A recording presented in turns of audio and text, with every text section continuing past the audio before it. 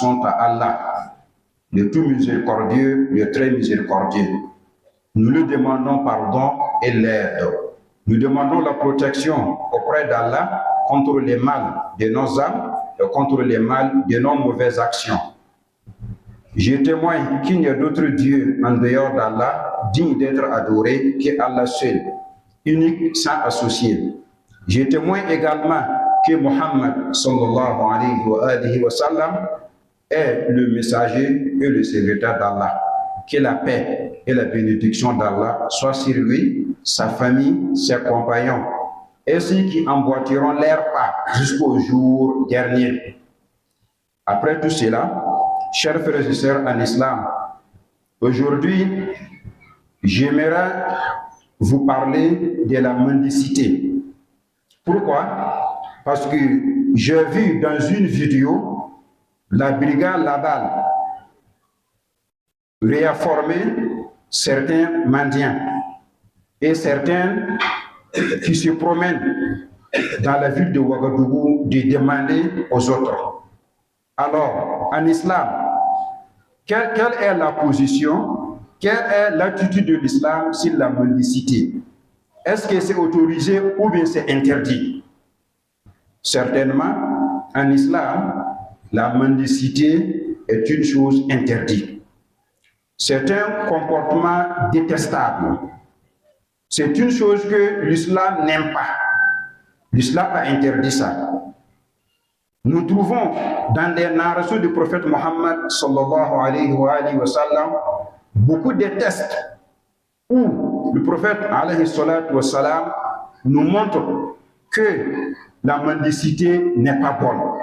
C'est une mauvaise caractère. C'est un mauvais comportement dont un musulman doit s'éloigner. Parmi lesquels le prophète dit, sallallahu alayhi wa sallam, وَلَا فَتَحَ عَبْدٌ بَابَ مَسْأَلَةٍ إِلَّا فَتَحَ اللَّهُ عَلَيْهِ بَابَ فَقْرٍ. Ce qui a pour sens, celui qui ouvre une porte pour la mendicité, Allah ouvrira contre lui une porte de la pauvreté. Donc celui qui ouvre une porte pour faire la mendicité, pour se laisser comme ça, misérable, demander aux autres, pour se humilier avant les autres, c'est Allah même qui va ouvrir pour lui une porte de la pauvreté. Donc ça montre que c'est une chose mauvaise. C'est un caractère qu'un musulman doit écarter. Le prophète dit aussi, alayhi salatu, dans un hadith qu'il a adressé envers un compagnon qui s'appelle Hakim ibn Hizam.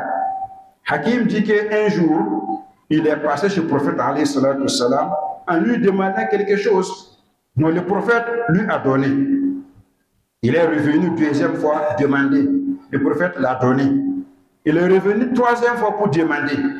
Donc, dans la troisième fois, le prophète lui a donné. Et profiter de lui ordonner et de lui recommander. Donc, il a dit, cet argent-là, c'est une chose verte et bonne. Celui qui le prend avec la modestie, avec la nécessité, Allah le fera comme une bénédiction. C'est-à-dire qu'il sera bénéfique pour lui. Mais quant à celui qui le prend, sans nécessité, mais seulement à voradité, seulement de rien, dans ces cas, il n'aura pas de bénédiction dans cet argent. Il ne sera pas bénéfique pour lui. Il sera comme celui qui mange sans rassasier. Et que la main qui donne est préférable que la main qui reçoit. Donc dans ces hadiths, le prophète nous montre, alayhi salatu wassalam, 3 malfaisances dans la mendicité. Donc la première, c'est quoi? C'est pour montrer que celui qui fait la mendicité, Allah ne met pas la baraka dans ce qu'il va recevoir. Il peut gagner un peu d'argent, mais Allah va lui faire tomber dans des problèmes qui sont plus grands que l'argent qu'il obtient. Deuxièmement, il nous montre que celui qui mendie beaucoup là, il demande aujourd'hui, demain, après-demain, c'est comme celui qui mange, mais ne se rassasie pas. Ça ne suffit pas. Il ne peut pas satisfaire son ventre. Et troisièmement, il nous montre que dans l'islam, celui qui donne, celui qui fait la charité, celui que Allah aime, celui que Allah a honoré plus que celui qui reçoit, plus que celui qui tient de la part des autres. Le prophète dit aussi, alayhi salatu wassalam, dans un autre hadith, dans ces hadiths, c'est Saad ibn Abi Waqqas qui montre qu'il était malade et c'était grave. Le prophète est venu lui rendre visite. Donc il a dit au prophète alayhi salatu wassalam que voilà, je suis malade gravement, mais je ne laisse derrière moi qu'une fille qui va hériter mes biens. Et mes biens sont beaucoup. Donc je vais faire charité. Je vais donner ça à Dieu. Le prophète lui a montré alayhi salatu wassalam d'enlever un tiers seulement, fait comme charité. Et il laisse le 2 tiers pour ses héritiers. En lui disant, Innaka antadhara warathataka aghniya'a khayrun min antadharahum 'alatan yatakaffafuna an-nas. C'est mieux si tu laisses tes héritiers riches par ton bien, est mieux que de les laisser pauvres qui vont mendier les autres. Dans un 4e hadith, qui est le dernier, le prophète a dit, alayhi salatu wassalam, ولا تزال المسألة بأحدكم حتى يلقى الله وليس في وجهه مزحة لحم. C'est-à-dire que l'un d'entre vous ne cesse pas de mendier, ne laisse pas la mendicité jusqu'à ce que le jour de la résurrection, il va rencontrer Dieu avec un visage décharné, avec un visage où il n'y a pas de chair, pour montrer que c'est un mendiant avec du dunya. Donc voilà les hadiths des prophètes qui nous montrent que la mendicité est une chose détestable dans notre religion. C'est une chose interdite dans notre religion. L'imam Abu Hamid al-Ghazali, dans son œuvre titulée Ihya Ulumuddin, il dit que la mendicité est une chose interdite, est haram en islam, pour 3 raisons. Donc pour 3 raisons, la mendicité est haram. Premièrement, la première raison est que celui qui mendie là, c'est un homme qui se plaint d'Allah subhanahu wa ta'ala. Il veut montrer que Dieu qui l'a créé ne prend pas soin de lui. Donc il plaint que Allah ne lui regarde pas. Allah ne lui nourrit pas. Oh, donc c'est quelqu'un qui plaint d'Allah subhanahu wa ta'ala. Mais c'est une mauvaise chose de plaindre d'Allah subhanahu wa ta'ala.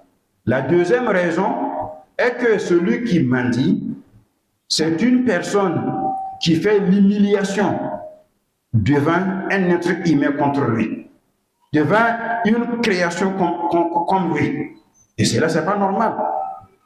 On ne doit pas s'humilier qu'avant Allah subhanahu wa ta'ala. Donc auprès d'Allah, non, on doit s'humilier devant Allah subhanahu wa ta'ala. Mais devant les êtres humains, comme moi, comme toi, comme lui, ce n'est pas normal de t'humilier devant lui.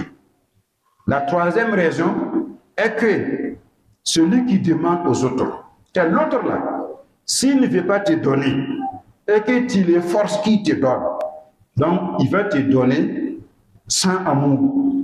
Il va te donner avec l'hésite. Mais cela n'est pas bon. Ou bien, il ne te donne pas. Mais lorsqu'il ne te donne pas aussi, il sent mal dans son cœur. Parce que tu l'as demandé quelque chose et tu n'as pas te donné. Donc, c'est le mendiant qui est la cause de ça. Il a causé tort dans le cœur de celui qui le demande. Donc voilà les 3 raisons que l'imam Abu Hamid al-Ghazali s'est référé pour montrer que la mendicité est haram dans notre religion. Chers frères et sœurs en islam, si cela est comme ça, comment peut-nous aider notre gouvernement à lutter contre la mendicité? Dans l'islam, c'est interdit, c'est haram.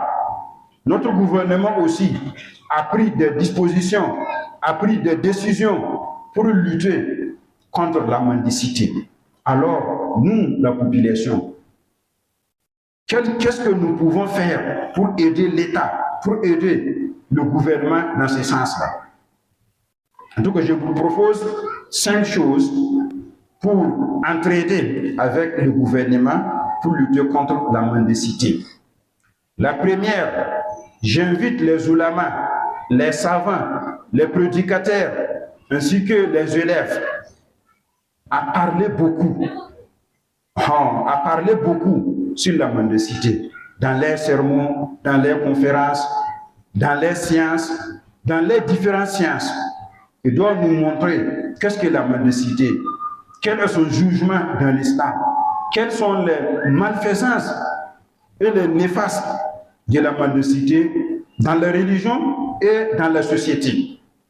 Deuxièmement, j'invite les riches, les hommes d'affaires, ceux qui ont l'argent, ceux qui ont des biens. Je les invite à donner des opportunités et des chances à nos jeunes qui ont la capacité de travailler. S'ils peuvent donner des opportunités telles que des ateliers, des champs de travail pour aider la jeunesse, pour qu'elle puisse participer aussi dans beaucoup de travaux pour que notre pays avance mieux que ça. Troisièmement, j'appelle toute la population burkinabé en leur montrant que si un mendiant vient vers vous demander quelque chose, ne le donne rien. Ne le donne rien. Si tu trouves que c'est un homme sain, c'est un homme normal, il peut travailler, mais il s'est laissé comme ça. Il s'est laissé paresseux, il s'est laissé misérable comme ça. Ne l'aide pas, ne le soutient pas, ne le donne rien. Mais si c'est un malade, si c'est quelqu'un qui a la nécessité, là on doit l'aider, ça c'est obligatoire. Mais un jeune qui a la capacité, qui a la force, mais qui se laisse comme ça, demander aux autres, ne le donne pas. Parce que quand tu le donnes, c'est toi-même qui le soutiens dans son travail. Non, ça veut dire que toi-même tu affirmes que ce qu'il fait c'est bien. Donc tu vas l'accompagner dans ce mauvais comportement. Voilà comment nous devons agir au mendiant qui demande aux autres. Là, quatrièmement, je vous appelle tous à entraider les uns les autres.